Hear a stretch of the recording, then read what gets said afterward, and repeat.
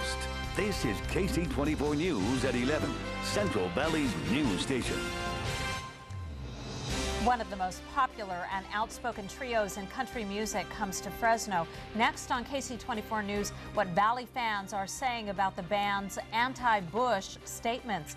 Good evening, everyone. I'm Stephanie Verugian. I'm Rich Rodriguez. We'll have more on that story in just a moment. But first, we begin with breaking news. The anticipation of one of the hottest new game systems got a little overheated tonight in North Fresno.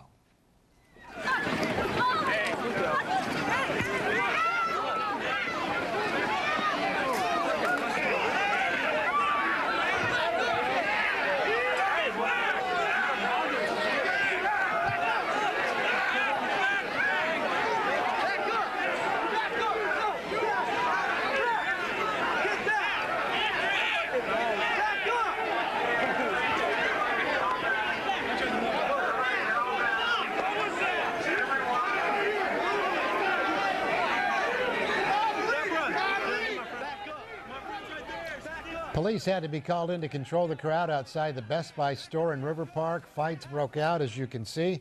And we are joined now by Nick Mata, who was at the front of the line. Nick, what happened out there?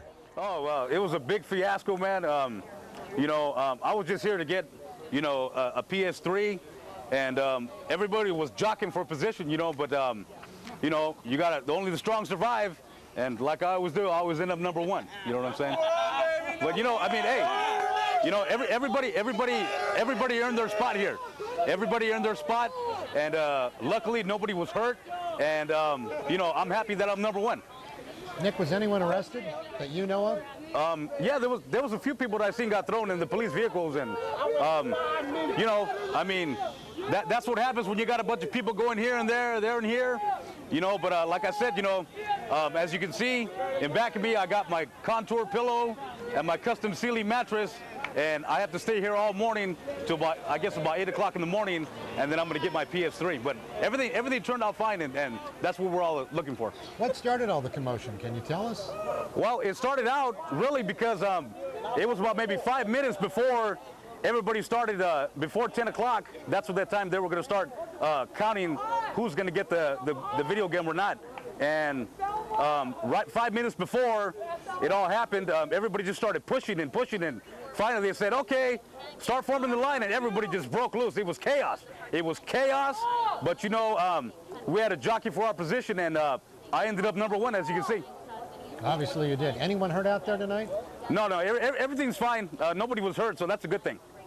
Okay, and they've counted off 35 people now, so everybody is satisfied? Everybody's going to wait out there the rest of the evening?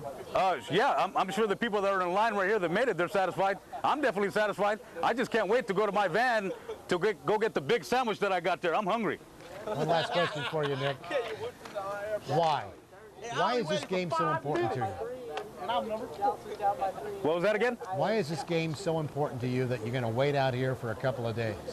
Yeah, well, it's a big game.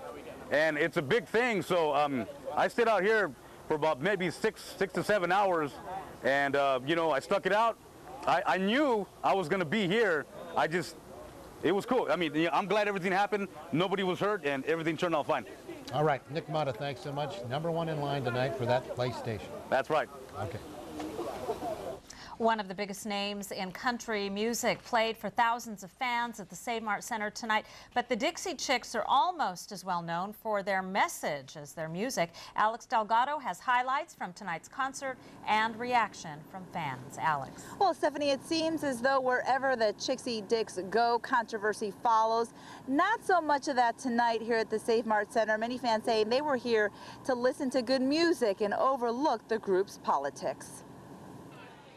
From the look of the long lines as fans waited to pour into the Save Mart Center, the Dixie Chicks can weather a political storm.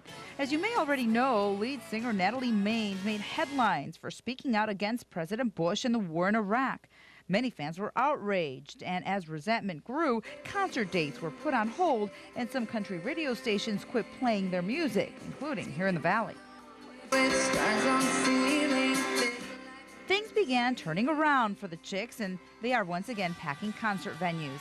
Many Valley fans we spoke with say they're not bothered by the group's political views, just about all the controversy. I was surprised that people made such a fuss out of it. I mean, people disagree with Bush all the time, and nobody gets all stirred up over it. And, you know, we are all entitled to say what we feel. I think by them coming back out and making the statement as defiantly as they did, or as, well, shall we say as loud as they did, shows their strength. And even if they disagreed with the group's opinion, some fans just wish the Chicks would stick to music. Everybody has the right to their opinion, but due to the fact that they're in the public and public's eyes, I think they should have kept their mouth shut. A group from Peace Fresno took advantage of tonight's concert to demonstrate their opinion of the war. They held signs that read, "Impeach Bush, no war and peace."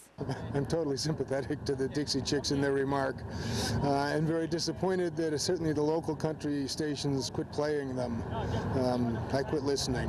Bottom line, those that were here paid to hear the Chicks' music and not their political views.